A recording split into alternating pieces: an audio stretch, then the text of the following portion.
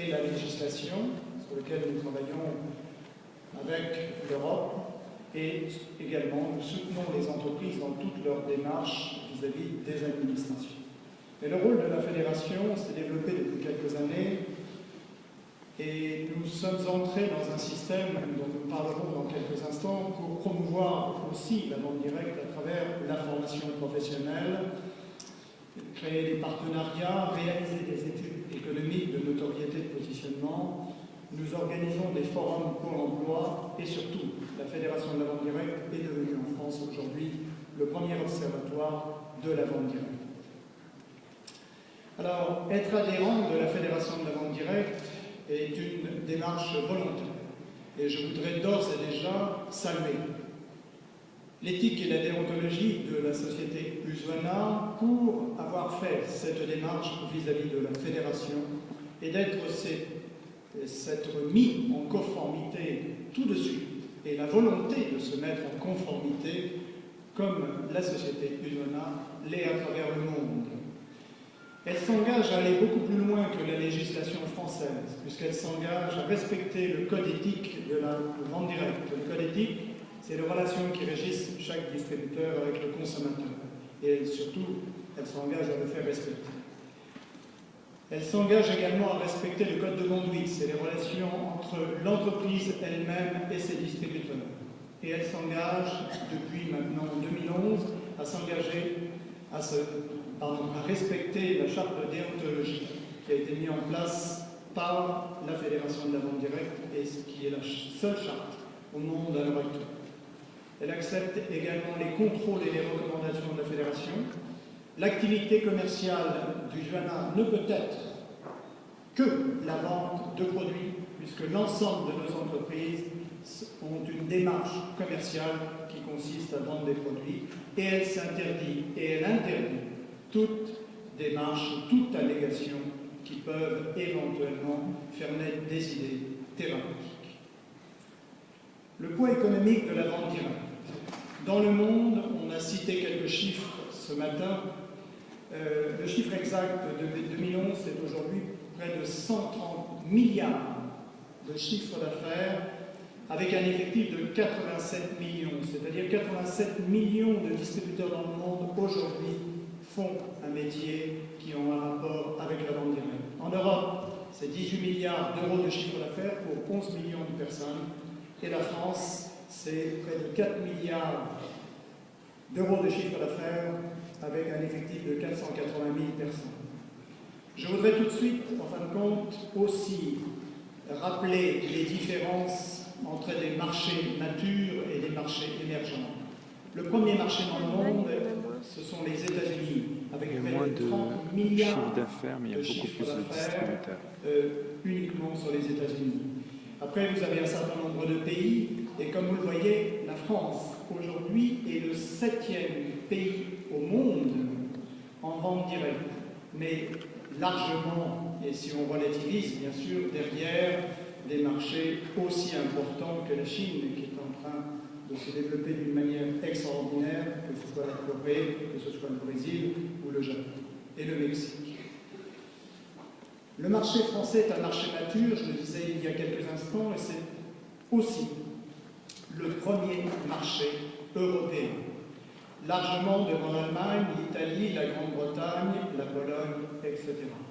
Ce qui veut dire que Usuana aujourd'hui s'attaque à un des marchés les plus importants de l'Europe ou de l'Union européenne et un des marchés qui progressera. Parce qu'au-delà des chiffres, comme vous pouvez le voir sur ce tableau, si on fait un comparatif entre l'évolution sur l'Allemagne et l'Angleterre, prenons simplement de ces deux marchés, eh bien on s'aperçoit que la France est très en retard en nombre de distributeurs, puisque nous en avons 4 pour 1000 en France, 5 pour 1000 au Royaume-Uni et 6 pour 1000 en Allemagne. Alors, permettez-moi d'aborder quelques instants les grandes avancées de la vente directe en France.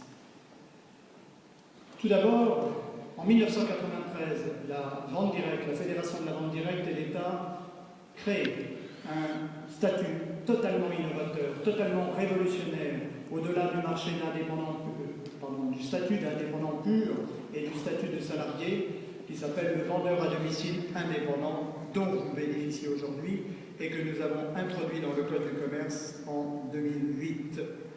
Nous avons créé en 1995 la Commission paritaire de médiation de la vente directe, qui permet à tout individu, tout consommateur, toute entreprise, quelle qu'elle soit, de pouvoir venir vers la Commission pour régler un différend.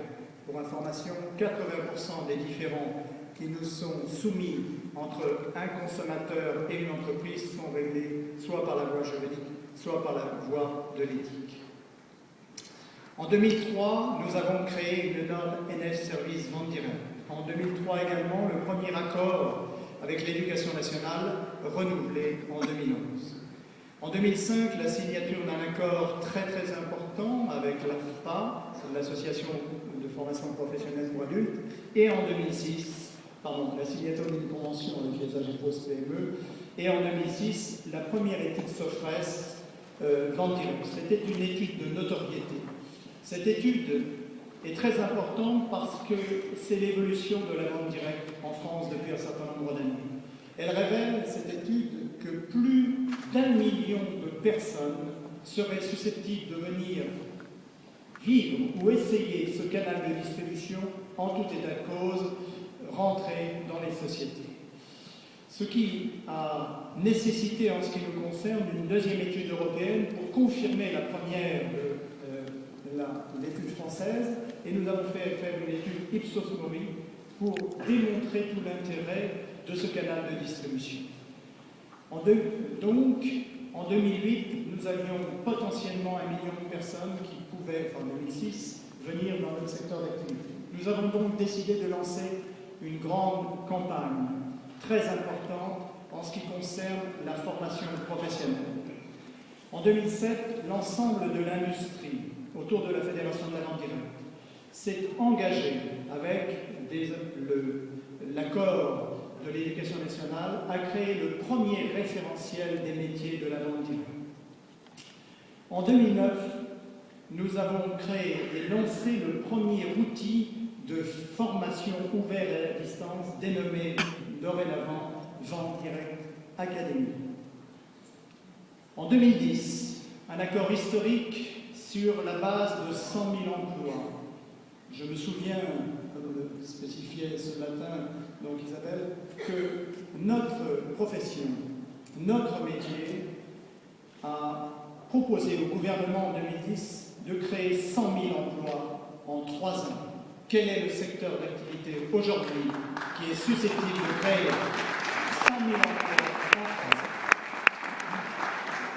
en 2 années? Nous avons créé 75 000 emplois, soit sur l'année 2010 et 2011, et l'année 2012 verra la réalisation de cet objectif et de cet engagement.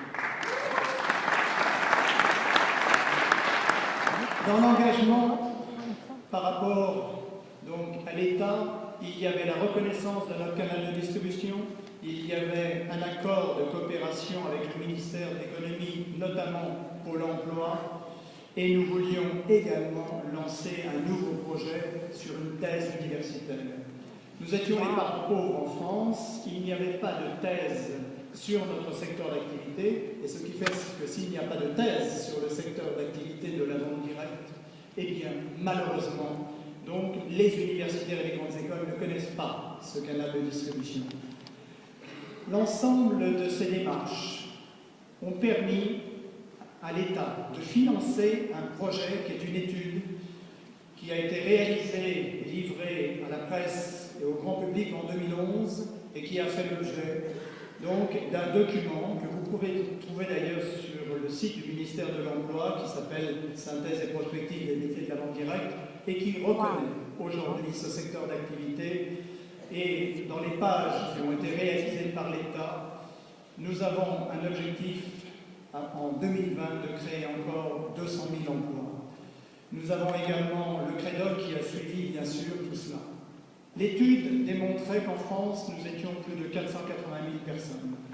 60 000 emplois dans l'administration des entreprises, près de 4 milliards d'euros de chiffre d'affaires, 8 à 10% de progression annuelle et 39 000 emplois créés en 2011. La vente directe, donc, c'est un poids lourd de l'économie. C'est un vecteur de l'économie. Tout le monde l'a compris.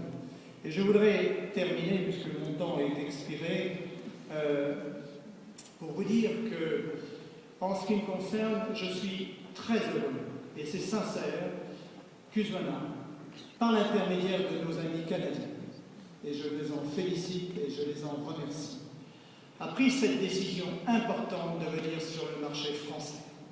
En ce qui nous concerne, ça fait près de 9 ans que je suis à la tête de la Fédération de la vente directe et je prédestine à l'évolution de ce canal de distribution.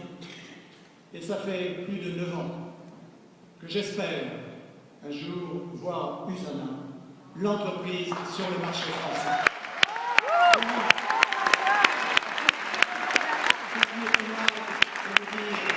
Je vous souhaite énormément de succès et vous avez fait le choix de la bonne société. Merci.